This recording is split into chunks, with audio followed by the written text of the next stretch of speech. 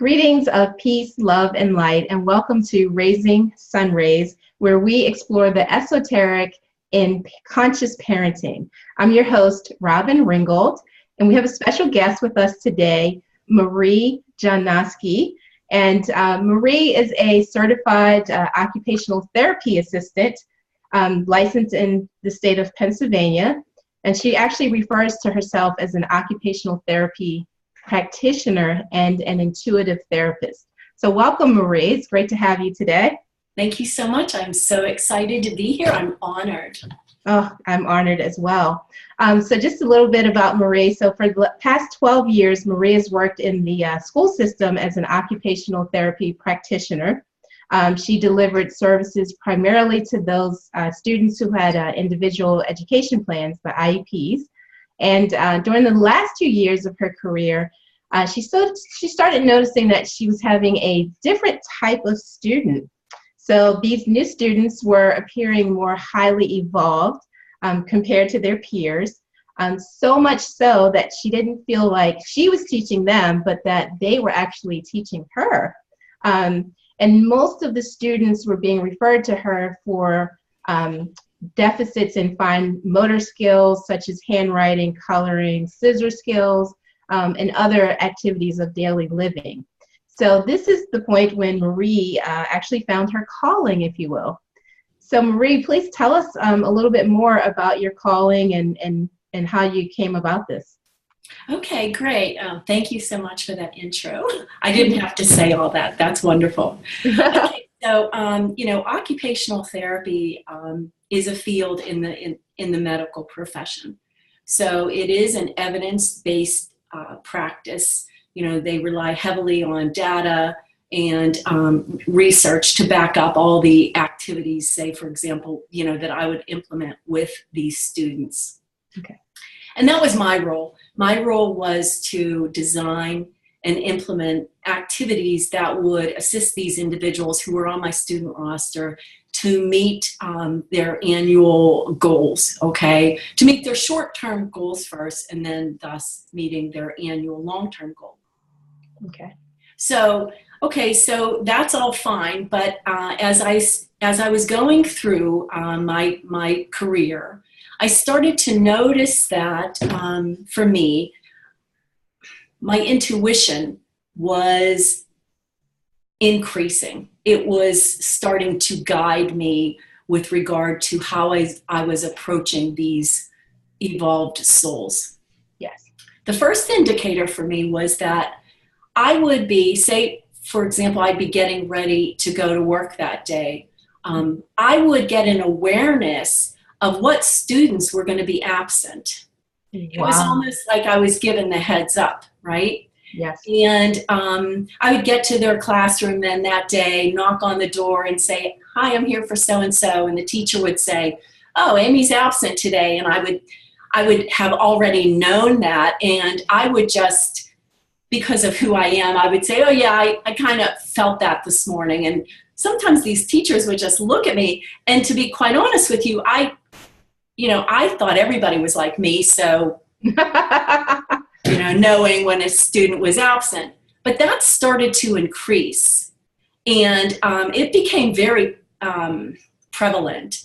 I knew when the student was absent or was not going to be available, when they were not feeling well. And what I started to recognize was that the bond that I shared with these students, I think as a healer or as another intuitive or an empath, sometimes we cannot take the words and articulate them in that linear fashion as to convey the concept. And if I do that during the segment, please forgive me. I mean, I will try to do my best. But as I was going on, I started to feel this deep connection with the student. Mm-hmm. And these kids would, they didn't perceive me as a teacher. They thought that I was another student. They thought I was their peer, and which was so funny. And, they'd say things like to me, is your dad going to pick you up after school today, Mrs. J? And I'd be like, no, Mrs. J has her own car. I'll be driving myself home today. And they'd be like, oh, really? You drive? They'd be shocked. Or another question might be, Mrs. J, do you have your own room? And I'd be like, yes, Mrs. J has her own room. But they would just, they'd open up to me. So as time was going on, they were opening up more and more, and I was starting to be able to sense what truly was going on. And I can give you an example of that. Yes, please give us an example. That would be great. Okay. I was working with a beautiful little girl. She was in kindergarten, and she was the feistiest. She had some spunk, this little personality of hers. Okay. Unfortunately, she had been diagnosed with, she had a brain tumor. Okay. And her mother had disclosed to her that come summertime, she was going to have this tumor removed. So I go and I get my student, and she and I are working together. And I had a little baby doll in my treatment room, and this little girl just fell in love with her, and she named her Bella. And so she comes into, we're starting to do our work, working on our coloring or whatever. And she said, oh, I'm just so, I'm so sad today. And I was like, oh, well, here, why don't you hold Bella, and, maybe Bella will be able to help you feel better. And she said, oh, Bella's sad too. And she started to say that, Bella was really, really worried and concerned that in the summer she was going to have a tumor removed, and that they were going to cut a hole in her head. Wow. And all of a sudden, this little girl started really to sob. And she was just holding Bella and rocking Bella back and forth. And intuitively and with your heart, your heart breaks when you see somebody who's in so much pain like this. But she was able to express that, her own concern through this baby doll, Bella. Wow. So, she and I both were reassuring Bella that everything was going to work out fine, that they were not going to leave a hole in her head, that, she would be well. So I allowed her to transition out of the room back to her classroom, carrying Bella. So she was carrying Bella and, wiping away the tears from her eyes. So she gets back to her kindergarten class, and she sees her kindergarten teacher and her peers. And as she approaches the door, and this was so funny, she takes Bella, I'm behind her. She throws Bella in the air, and I catch Bella. She couldn't care less about Bella now. She was back in the classroom. But it was so funny because later on that day, I was actually reprimanded for allowing her to carry a baby doll back to the classroom. I was told that it was inappropriate that the child be carrying a baby doll. Wow. Regardless of the significance of that event, they couldn't recognize how truly important it was for this little girl to transition back to the classroom with Bella. But that's one example where these children were starting to open up to me, and I was able to perhaps see the truth, or feel the truth. Yes. With regards to what it was that they needed. So it sounds like you, because your heart is open, obviously, you're empathic, so you're able to meet them where they are, give them safe space to kind of express what they're feeling so that they feel free to do that. That's just so amazing and so needed and important. I want to talk a little bit about some of the diagnoses that the children have that you actually have worked with in the past and also now in your company? Right. Okay. So predominantly individuals that are diagnosed, as being on the spectrum. Okay. Individuals that are, were diagnosed as perhaps having Down syndrome, individuals that had cerebral palsy, ADD, ADHD. It just varied. I mean, the population was pretty wide. All the individuals, of course, referred to occupational therapy expressed a decrease in fine motor skills. And I'm glad that you brought that up, because I think for me as an OT practitioner, I would get a new student, and certainly I would read through their individual, educational plan, IEP, but the diagnosis never mattered to me. Right. I never looked at the child through the diagnosis first. I would push that aside. I always tried to, as you had said before, meet the child where they are at in the moment. So wherever they were in the moment, I was joining them. So yes, I was blessed to be exposed to the array of all these beautiful souls out there, and in today as well through my private practice. But yeah, it was the diagnosis. I never really looked at it. It was always just looking at the human being, or right. looking at the soul in the human being. So I love that you said that. You look at the soul, you look at the human being, forget the diagnosis. So let's talk a little bit about the way that the school system handles, deals, or teaches even these types of students. Do you feel like that's working? Could you talk a little bit more about, how that's handled in the school setting? Right. Well, in preparing for the interview, I, of course, was going back and just reviewing some of the experiences that I had had in the school system. And for a lot of my students, they were considered highly sensitive. And some of the areas where they would be sensitive, for example, would be auditory. They couldn't take repetitive sounds, like, for example, the humming of a furnace, that constant hum, or the sounds in a cafeteria, for example. A cafeteria can be extremely noisy. And for a sensitive child who has auditory issues, it is almost unbearable.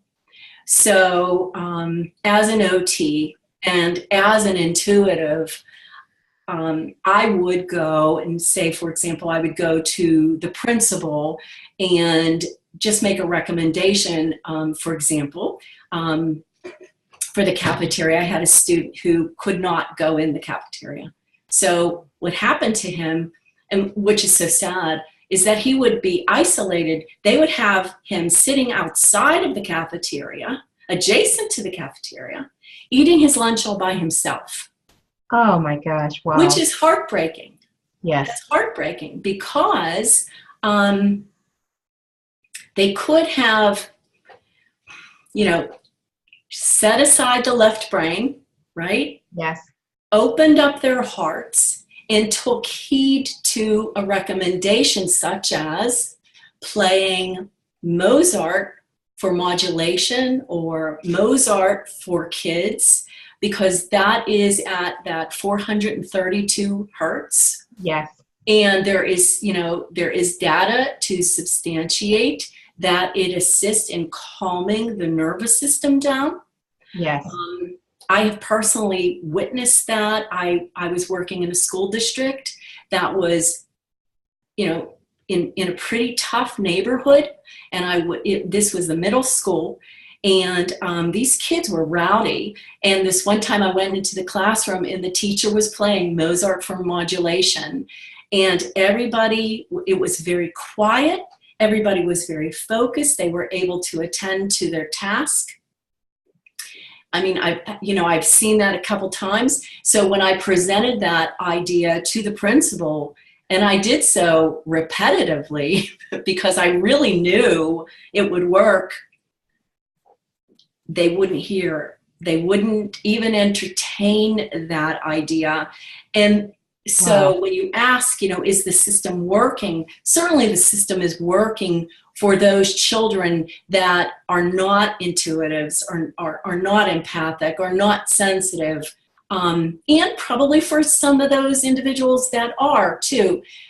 But I think that as we evolve as human beings, as divine souls that we are, we're going to be trying to help our brother and sister. And we're going to do whatever it is that we can to help them.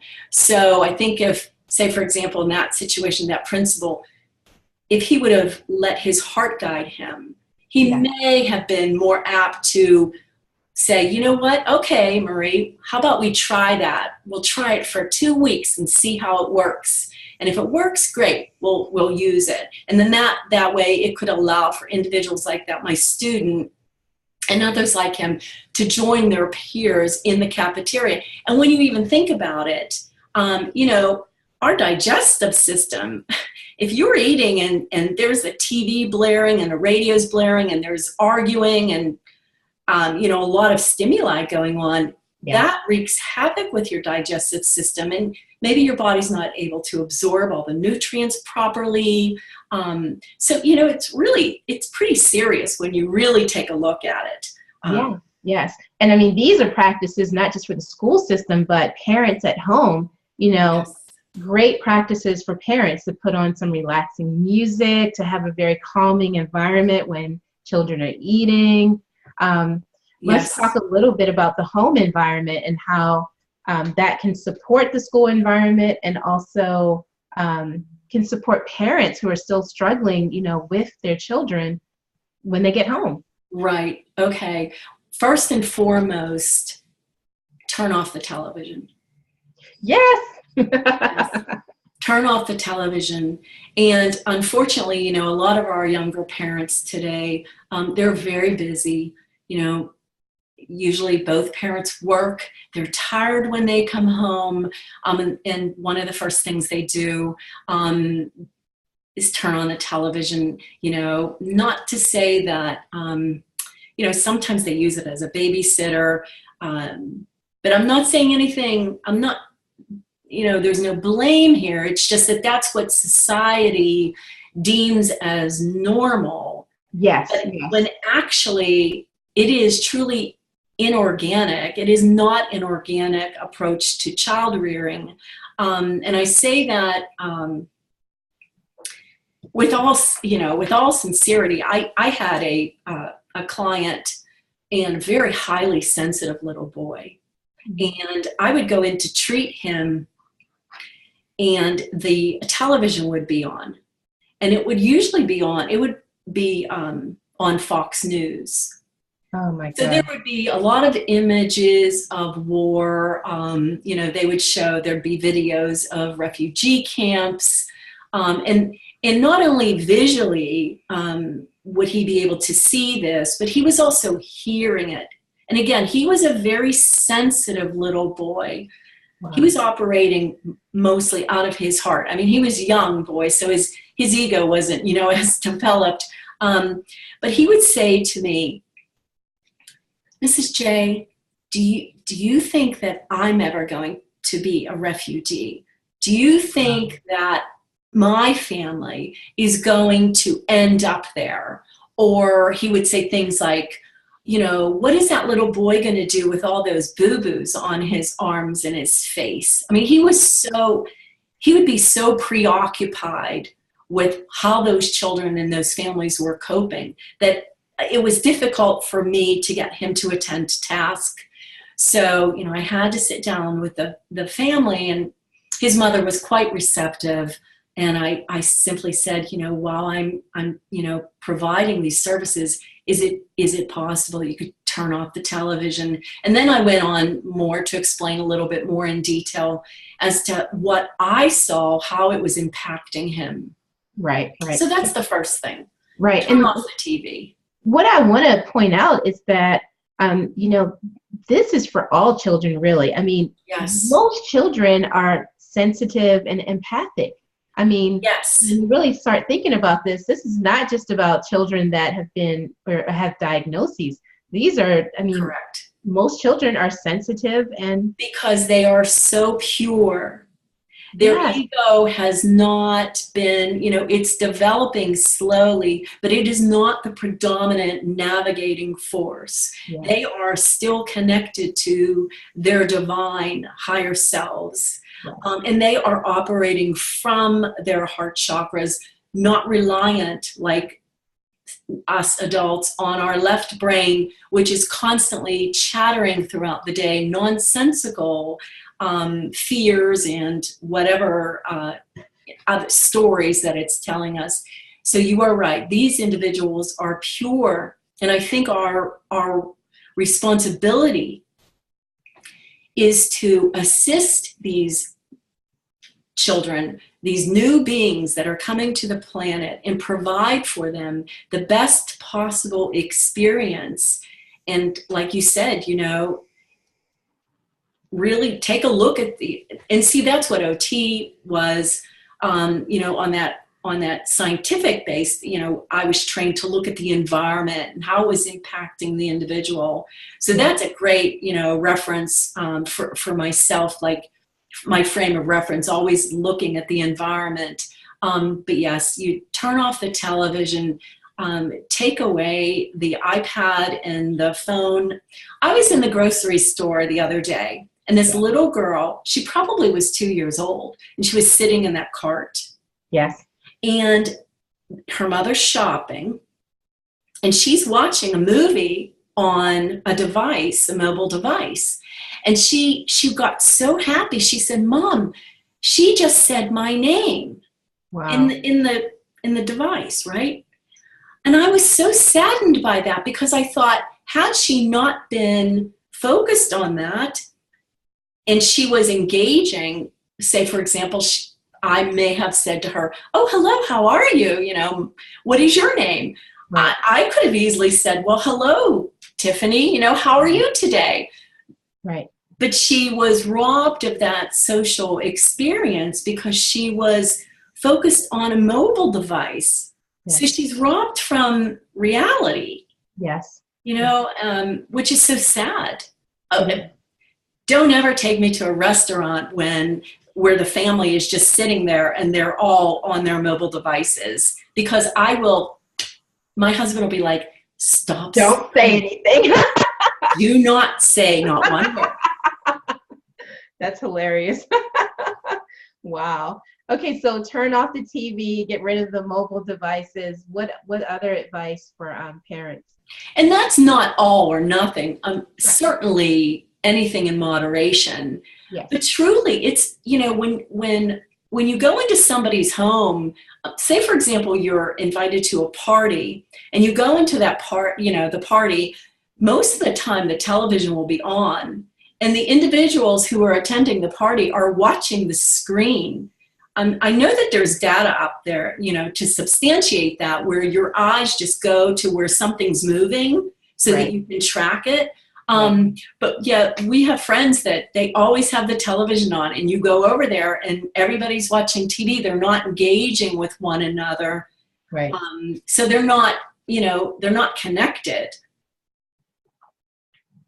Exactly. So let's talk a little bit about your company is called the Handwriting Toolbox. Yes. So I want to go back to kind of like the handwriting and these fine motor skills that you were helping these children with and have been successful at.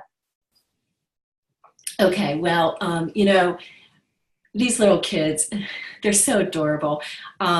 So envision yourself in kindergarten, okay? Okay. I would be so blessed. Here I was, an adult. It would be a cold winter's morning, and I'd be so happy. I'd be in a kindergarten class sitting next to my student, and say that, for example, the teacher would pass out the papers and say, "Okay, everybody write your first name, put all the letters on the line," right? Yes. So I'd be sitting next to my student, who most likely was sitting with a group of peers at a round table, and, you know, my student would be looking to see what everybody else was doing because they couldn't carry that task out, excuse me. Maybe they didn't know how to, you know, start the letter, or, you know, the sequence of the strokes. Say, Right. for example, if their name, you know, was Aaron, they may not know how to do the diagonals, but may be fine with the horizontal line. So their self-esteem, you could see how it would wreak havoc with their emotional body because they were comparing themselves to their peers. So my job would be to assist them as much as I possibly could, okay, maybe by providing a little reference point or giving a little verbal cue, just so that they could participate with their peers. But, you know, a lot of kids, it's hard for them to execute this fine motor skill when either maybe they haven't been exposed for whatever reason, you know, maybe they didn't attend preschool or attended preschool and were taught how to write the letters of the alphabet incorrectly. I saw a lot of that. So how does that relate to, I mean, because that could happen to any child. Maybe somebody didn't spend time with them, right? So how does that relate to some of the diagnoses and then having these fine motor kind of deficits? Right. Okay. So, you know, here we go again with the, you know, the left brain. I, of course, would like to cite all the data and the numbers for you and the percentages and the research and everything out there. But I don't have that information at my fingertips. All I can tell you is from my experience. Yes. Most of the children, all of the children that refer to OT have fine motor issues. Okay. You know, and that was just like in physical therapy, most of those individuals were, you know, had issues with their gross motor skills. Okay. Okay. So I don't want to say that all of, like, you know, say, for example, if you were diagnosed as on the, you know, autism spectrum, that you have a decrease in fine motor skills. That's not true. Just the individuals that were referred to us displayed, or, you know, there was some expression that they needed assistance, albeit they couldn't write their name, they couldn't color within, say, a 2-inch square, or maybe they had a hard time, you know, manipulating paper and scissors. Whatever reason, it was always, you know, they could refer to OT and we would address those fine motor issues. Okay. Yeah, I mean, you know, there were a lot of kids that ADD or ADHD that couldn't attend to task. Therefore, they couldn't attend to tasks, so they didn't have a lot of practice, maybe cutting. I hope that answered your question. Yeah. I forgot your question. No, it's okay. You actually answered, because I was kind of getting lost about that. Okay. So actually, we have a parent that's joined us, and she has a question. Okay. She has a child with sensory integration disorder. Mm-hmm. So I'm sure you're familiar with that. Could you talk a little bit about that, and do you have any specific advice for her? Okay, well, you know, if you are an individual that, say, has been diagnosed with that, I don't know what areas her child is, you know, sensitive to. I don't know if she can type that in or not, but okay, so, you know, there's auditory sensitivity, there is tactile, where these individuals cannot bear to wear like a t-shirt that has the label on the back, you know, it's rubbing their neck, or they can't tolerate socks on their feet or shoes on their feet. You know, different types of textures on clothing. They can't, you know, did you ever wear a pair of pajamas that were not soft and that were kind of scratchy, and you're thinking, you know what, this doesn't feel right to me. So You know, and that can wake you up in the middle of the night, or some individuals are very sensitive with regard to visual input. The lighting, you know, fluorescent lights are continuously blinking, so they experience maybe headaches or some irritability, and they can't focus on the task because of that. I myself have some auditory issues where I cannot listen to, like, say, if there is a dog outside barking and it's barking repetitively. Okay. I will find myself getting very irritated by that. Okay. But I'm an adult, so I say, you know what? My husband will say, why'd you get in a bad mood? You were in a good mood just before, you know. And I'll say, well, you know, so-and-so's dog is barking. They've been barking for 2 hours straight. But a child can't say that. Right. You know? They can't articulate that. So here they are acting out. They have these behaviors because they're irritable. Okay. So as far as advice, so she hasn't answered as to which sensory, and I guess, actually, I'm sorry. So here we go. She said her child has a gross motor and fine motor delay. So her sensory disorder relates to her inability to process multiple sensory input at the same time. So basically kind of like, you know, you can't walk and chew gum at the same time. Right. But she gets really easily distracted when there's multiple, I guess, sensory inputs at the same time. Correct. So what advice would you give to her? Well, I don't, of course, know the age of this particular child, but if they are, you know, in school age. Yes, definitely. Okay, so they would have, you know, physical therapy would come in, do their eval, OT would come in and do their evaluation, and they can, from, you know, from their frame of reference, start to sift out what it is that this individual, you know, finds hard to process without, of course, being with that child and interacting with that child. It would be difficult for me to discern what stimuli is you know, affecting her. It just varies from individual to individual, and then that goes back to, you know, you take away that diagnosis, and what are you faced with? You're looking at a spiritual being in a human body, and each and every person experiences, you know, stimuli coming in differently. So, you know, I don't know, you know, specifically maybe what it is.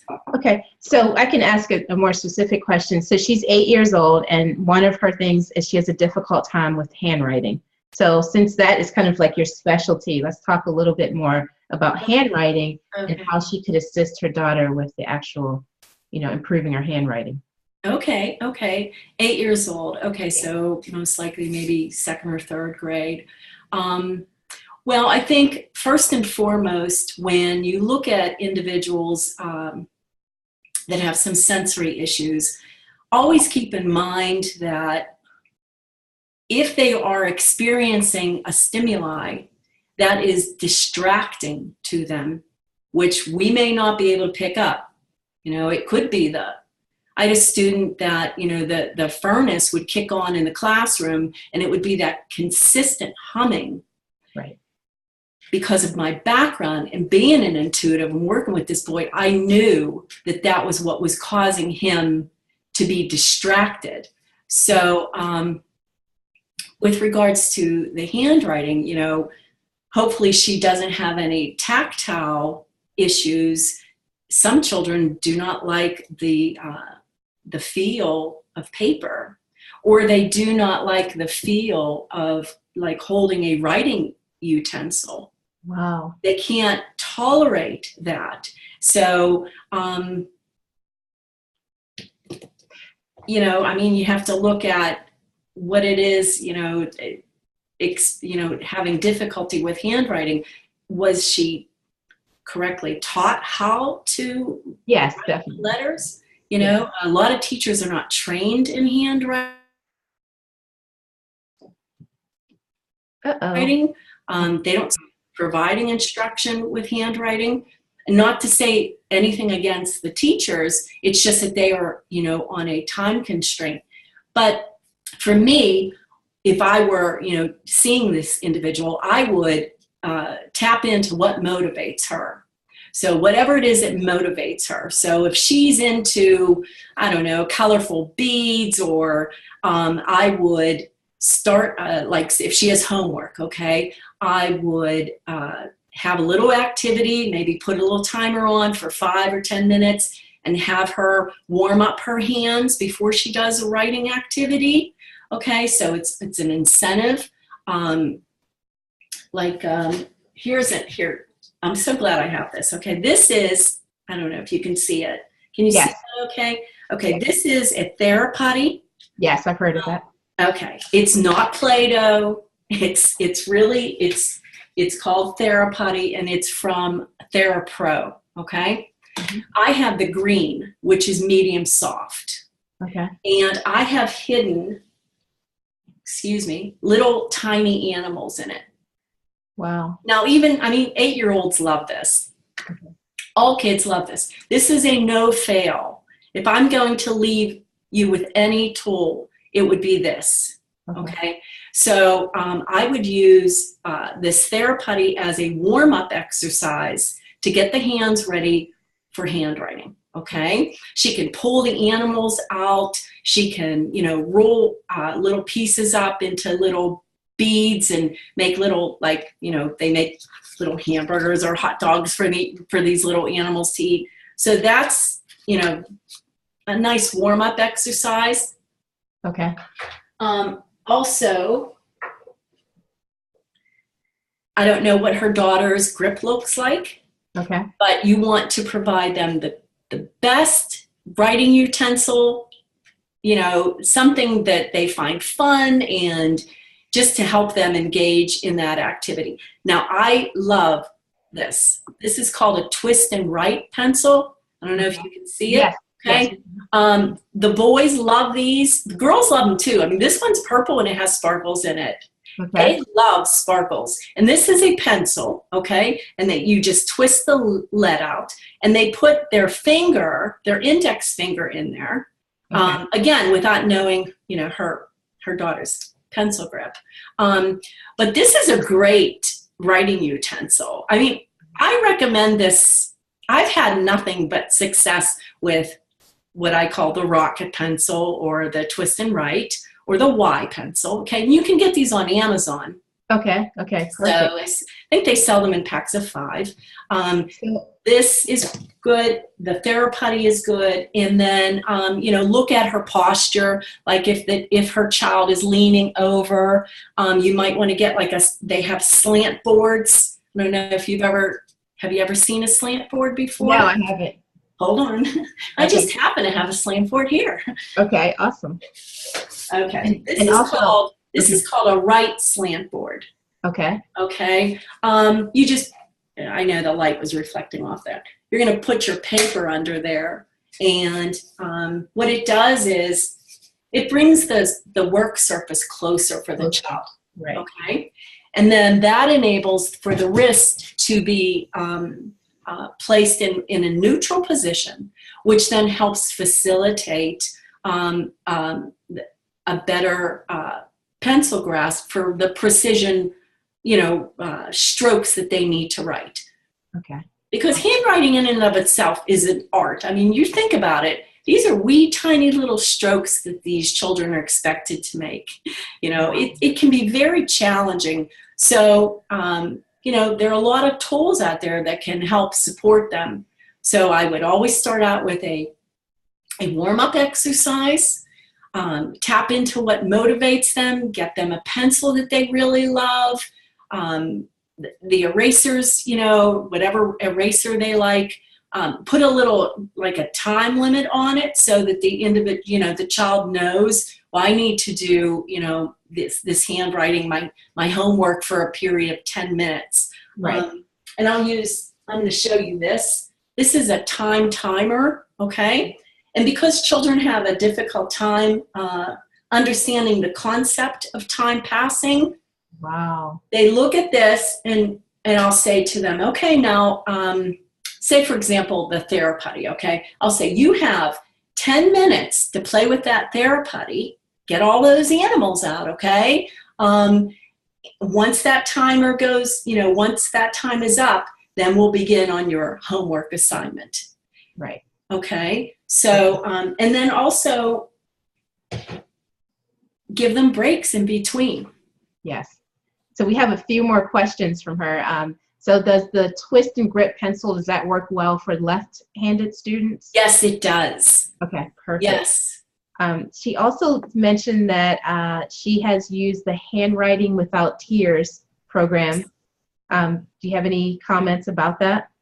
Okay, well, I am certified with Handwriting Without Tears. Okay. And, Jan Olson, she's an occupational therapist. She is the individual that developed that program. And I've attended many of her seminars and presentations. And she, along with a lot of OTs, including myself, whatever handwriting program works for that child, that's what you use. So it's never that you're loyal to one handwriting program. It's whatever works, right? Well, for me, I have only had success with Handwriting Without Tears. Okay. It has worked for every student of mine. Oh, that was the timer. See? Isn't it great? And then, so not only visually can you see, but now you hear. That's great. Now, is that available on Amazon as well? That is, yes. And this is, I think this is called the Time Timer Plus. Okay, Time Timer Yes, Plus. and I really like it. It's very stable. Okay, awesome. So it can just sit on top of the desk. But yes, I love Handwriting Without Tears. It is a developmentally and multisensory approach to the instruction of handwriting. It has worked with every student, privately, professionally, that I've ever had. Okay, awesome. So what about sloppy handwriting? You also work with children who they don't have a problem necessarily handwriting, but what about if it's it's not legible? Right. Okay, so legibility. So if the teacher can read the handwriting and the child can read their handwriting, then in the OT world, it's considered functional. Okay. Usually, if students' handwriting is sloppy or illegible, that has to do with the control of the pencil. So there is an array of pencil grips out there. For example, here is a nice tool, again, that twist and write. The child needs to have more control over the utensil. Okay. That's usually the issue with sloppy handwriting, and or maybe they're rushing through it. Okay. A lot of my male students, they're really not into penmanship, they don't care. They just want to get it done and over with. Right. So I understand that you've had so much success with your students because of your ability to kind of open your heart and to come from a more intuitive or have an intuitive approach to assisting the children. So if I were a parent and I had a child with like multi-sensory, I guess, issues, so how would you recommend a parent to start to be able to connect with their child in a more intuitive way? Okay, that's a great question. I think maybe for the whole family to unplug and start putting into some practices such as some grounding exercises or earthing practices, because when one of the key issues that always comes up is that most of my students, especially the intuitives and the empaths, the issue that I always saw with them is that they needed to be grounded. Wow. They weren't grounded.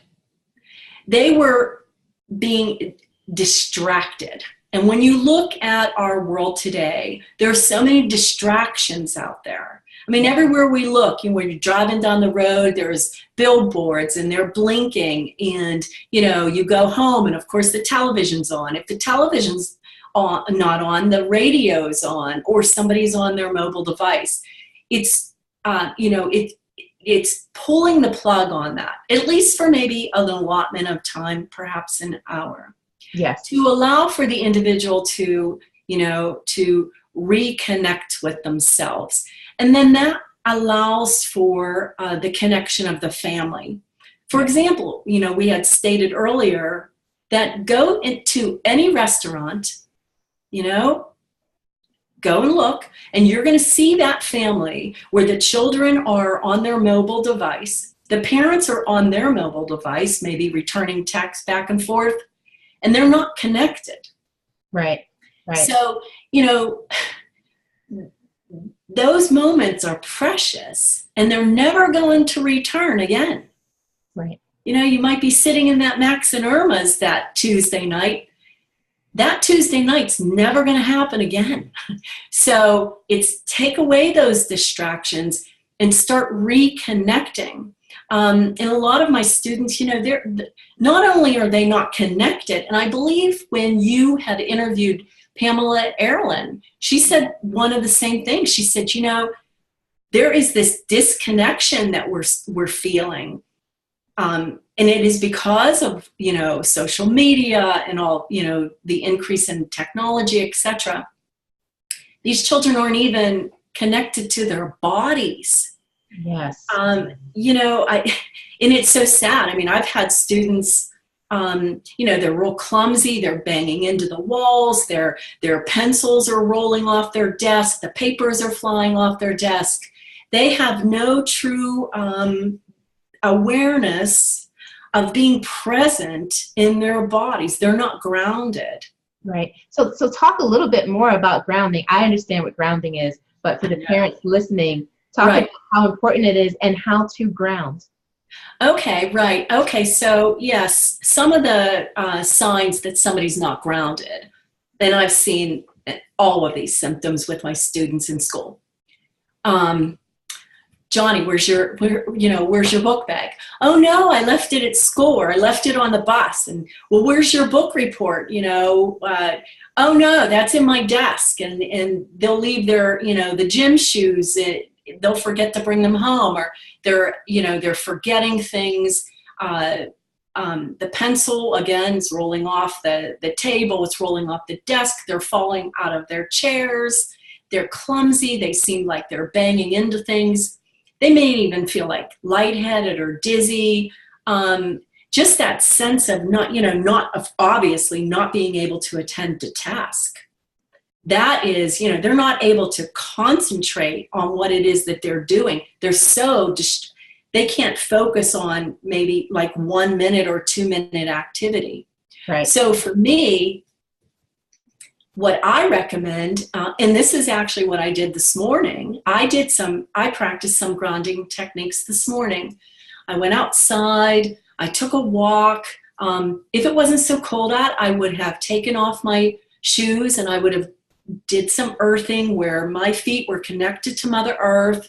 I sun gaze, although, you have to, of course, do that very safe. There's a safe way to sun gaze when the sun's rising and setting.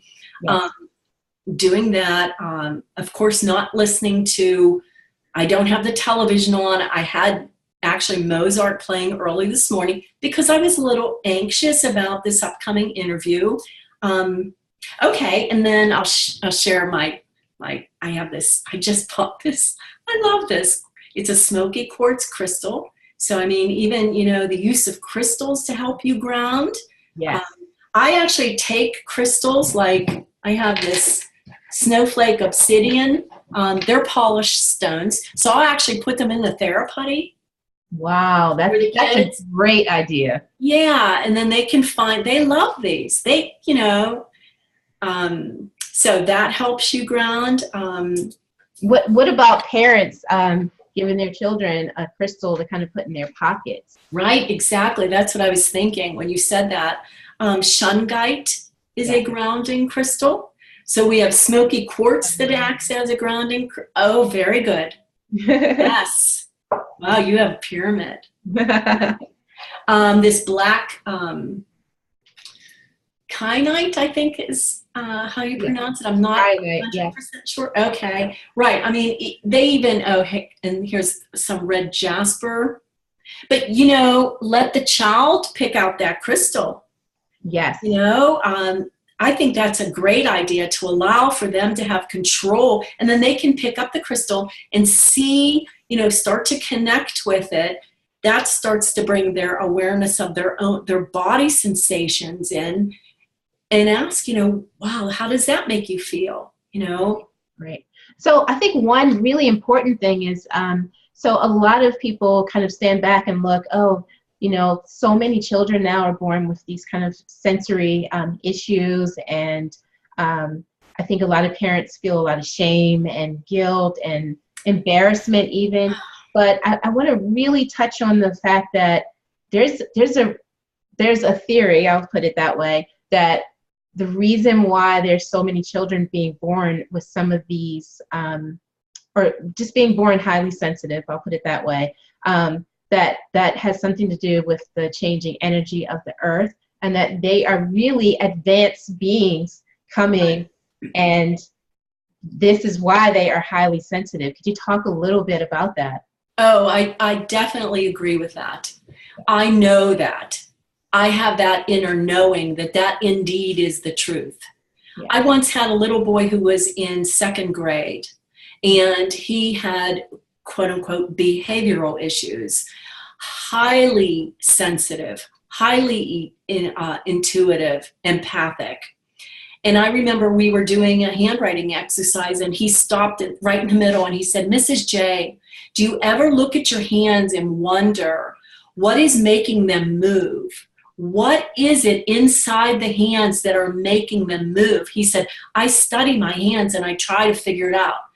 Well, I had sensed that there was something indeed very, very special about this little boy, just in the you know, context of like what he would talk to me about. His family was from Israel, and so he would talk a lot about like some of the, you know, wars that took place, etc. And he would share with me some of his ideas. You know, I think that individuals like him, another little girl, she was in the 3rd grade. They referred her to OT. This is when I was practicing in the school system. And the teacher right away said, you know, it was like, she's really sensitive. And when she said it, she didn't say it in a, oh, she's, you know, she's really sensitive with a high regard or a value placed on sensitivity. It was quite the opposite. It had a negative connotation.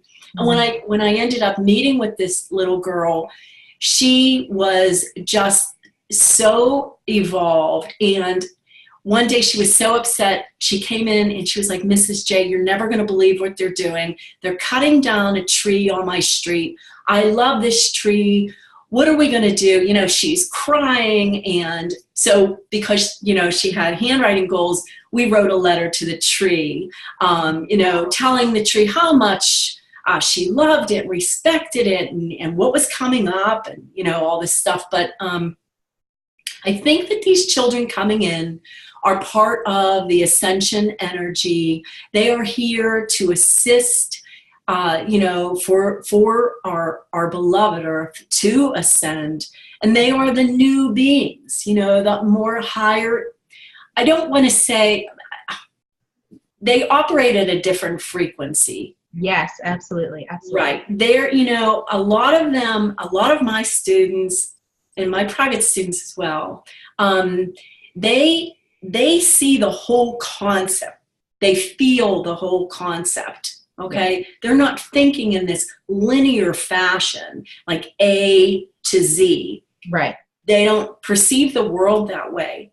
And I think it is a disadvantage to us as a whole if we do not support these individuals. So we need to meet them where they're at and provide that support, such as like the platform that you are offering right now, to assist them to make it as comfortable as possible, because they are our next leaders, our next teachers, our healers, our doctors. I mean, they are, I don't want to say more evolved, because I don't want to place a value and say, nobody's less evolved, but these beings they are connected. Yes, yes, yes. And lastly, I did want to talk a little bit more about sound, because I think that's just so important, sound and color. So you mentioned the 432 hertz music, Yes. Not just Mozart, but you can look on YouTube and find all kinds of binaural beats. So what about like crystal bowls, or like even the metal singing bowls? Do you think that would help with parents in kind of calming and just kind of helping children to be less distracted?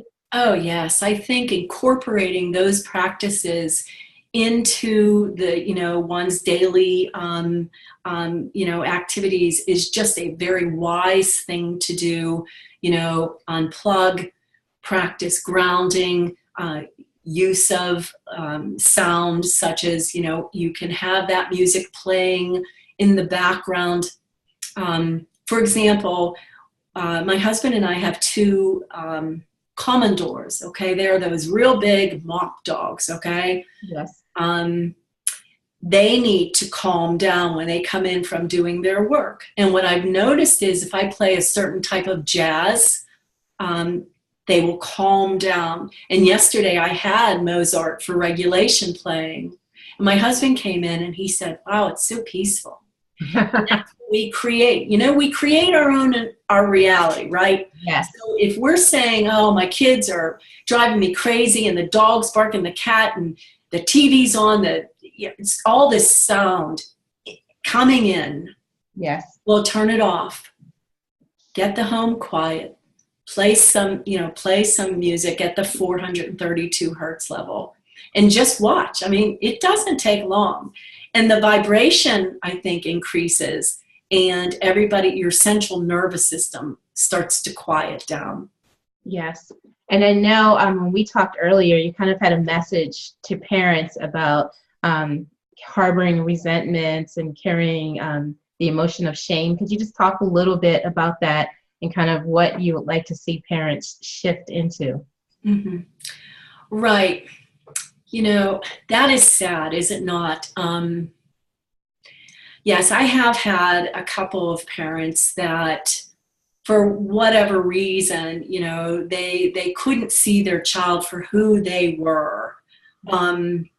And I think that maybe my role in working with their child was to help them to perceive it another way. In the end, if your child is a kind, loving being, that is truly all that matters. Yes. Handwriting is important, okay? Of course it's important. They have to get through school, so one of the requirements is handwriting, but it is not the end all.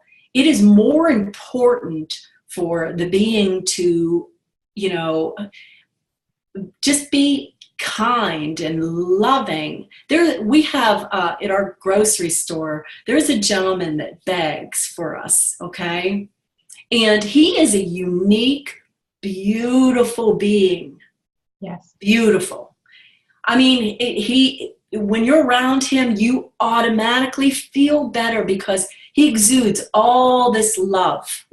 Yes. That is more important than anything else. It's more important than knowing how to, having a degree in whatever it is. And I know a lot of people get upset with that, but honestly, when at the end of the day, that's what is the most important if your child is loving and kind. So parents need to think, they need to get rid of that belief that my child needs to fit into this mold. Yes. It's no longer, we can't, it's in the educational system, they have this cookie cutter approach. Not all schools, of course, and not all teachers, but this cookie cutter approach to the instruction of children. We need to open up and step outside of the box and start to look at these individuals as the beautiful souls that they are, and not as the diagnosis that perhaps the pediatrician gave to them. You know, each child is unique. Each child is a gift on this earth. Every single one of us. And when you look at it, we are in this all together. You know, I practice with, you know, within the law of one. We are all connected. Every one of us are connected. Yes. We cannot say that one person is not valued and the other one is valued. Exactly. So, so wonderful. This has just been an awesome interview, and I hope that many parents will be blessed by your knowledge, your wisdom, and your intuitive approach. So people can find you on Facebook at the Handwriting Toolbox. yes. So I know you do in-person sessions for children. What about online? Can parents Right. You know, I was thinking about that. If anybody has any questions that, you know, they were unable to get answered today, they can certainly message me, and I will do whatever it is that I can to answer them as best as I can. Awesome. That is so wonderful. I thank you so much. I really feel honored for having you here on Raising Sun Rays. And I wish you the best. And I'm so also grateful to all the children who have been blessed by your presence and, you know, your assistance with them. So once again, you can find Marie and her company, the Handwriting Toolbox, on Facebook.